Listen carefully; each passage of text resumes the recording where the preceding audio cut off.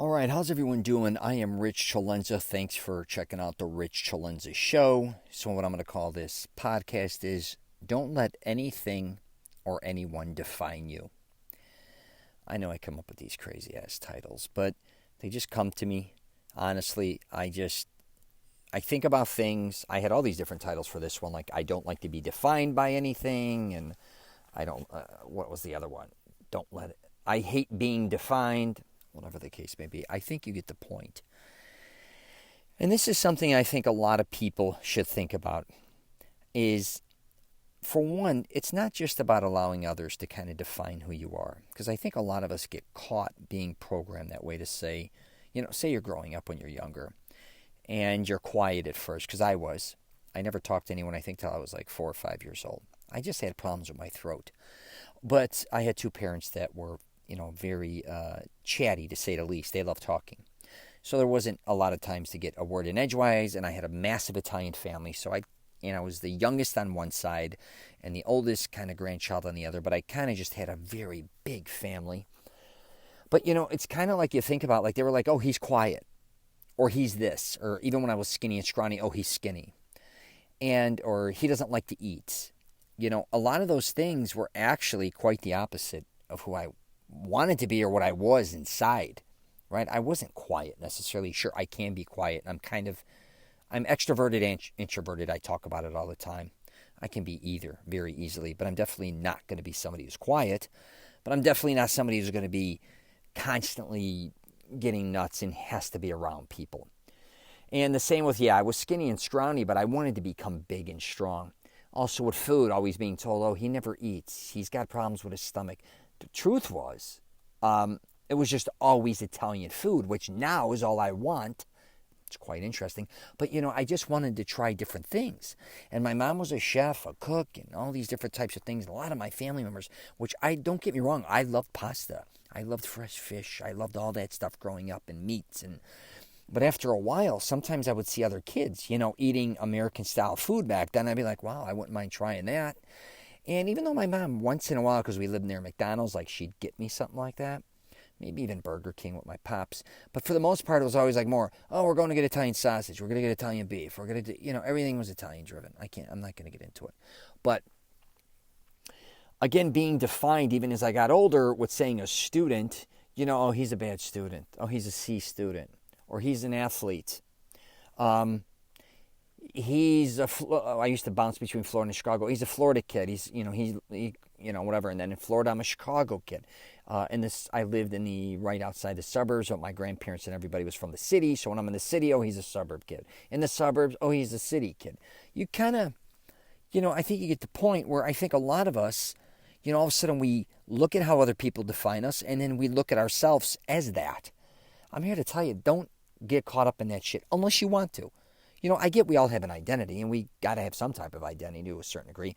But I think as I got older, my identity was really confusing the fuck out of people that you don't even know what type of identity I have.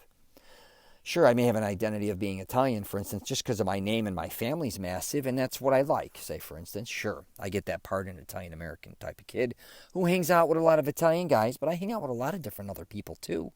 I don't care if they're straight, gay, what nationality, white, black, Hispanic. I love it. I'm truly legit. You can't define me with politics. I don't give a fuck. In religion. I just mind my own business a little bit with that.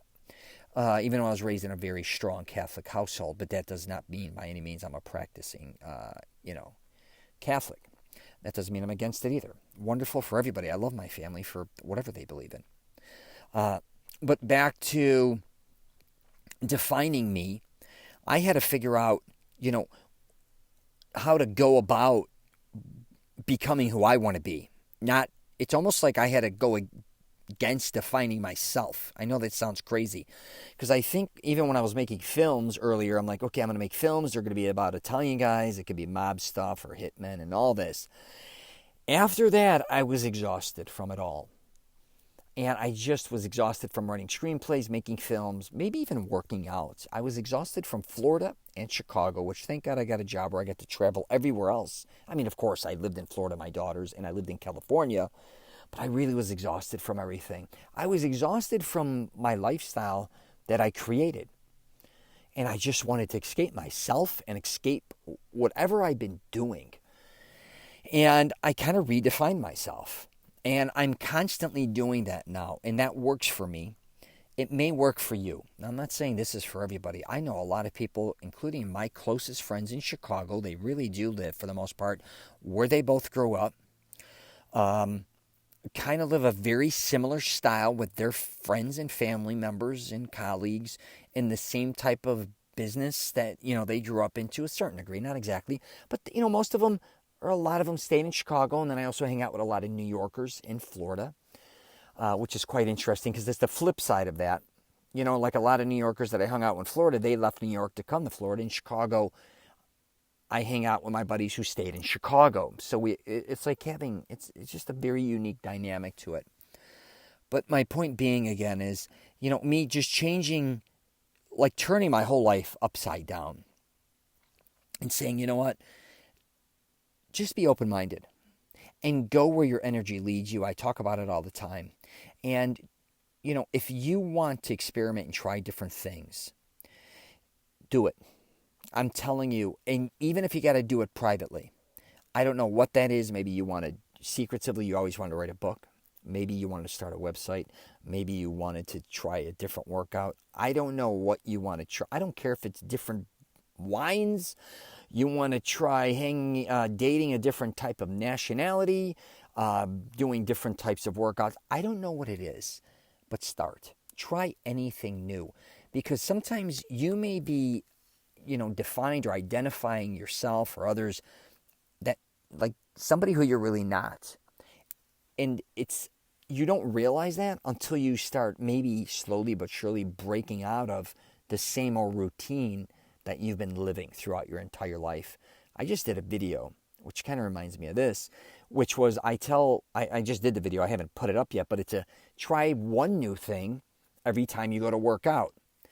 And just one little something small. I'm not telling you to change your whole workout routine, but when you go there, maybe try a piece of equipment you never tried. Maybe less reps, more sets. Maybe if you never do this with free weights, try it. Maybe you never tried a Stairmaster. I don't know. Try it. When you're running, maybe try a different route. Maybe incorporate sprints into your running. Maybe try cycling if you never did it. If you never surfed, maybe go into the ocean. I don't know. But try one different thing, either working out or try one different style workout, right? And, a lot of us don't realize what we're missing because we're kind of stuck doing the same old shit over and over and over again. And, if you feel locked in and you start getting bored in your life, and I've been there, and I think I'm going to probably be there again. It always happens to me. What I then do, which I'm crazy, is again, I'm always now open-minded enough to evolve and try new things. Even meeting new people. I love meeting new people online and marketing and all those different types of things. But even building maybe new friendships. Hanging out, meeting other people, hanging out in different spots, maybe trying different restaurants, and just again experimenting and maybe doing something that is so different than anything you've ever done that you maybe wanted to do, or maybe someone that even threw something new at you that you'd be like, are you out of your goddamn mind? So my daughter, for instance, likes to jump out of planes. I'm like, get the fuck out of here, right? But if she wants to go into one of those places where you, like, I haven't done it yet, but where you kind of float around and shit, and it's like a fake jumping out of an airplane, I have no interest in that. I may go do that. My buddy, I used to go to the gun range. I stopped for a long time. He just hit me up to go back. This is kind of a new buddy of mine who's super cool. I dig hanging out with him. And I was thinking, wow, I haven't been to the gun range in a long time. What was funny in my past was I was known for a guy who always carried a gun, always collecting money, but now I'm kind of a guy, I think, who maybe does YouTube, podcasts, who's a dad, hanging out in Florida, who has no identity to that. So my point being is, I may go back. You can kind of always go back to certain things, which there's nothing wrong with that. But in the meantime, you just might want to try experimenting. And like I said, just not getting caught up kind of to just being identified or stuck in this identity that you may not be always happy with, or just evolving and changing, I guess. So anyways, that was kind of a wacky one. Thanks for sticking with me, though. But I think you know what I'm trying to say there.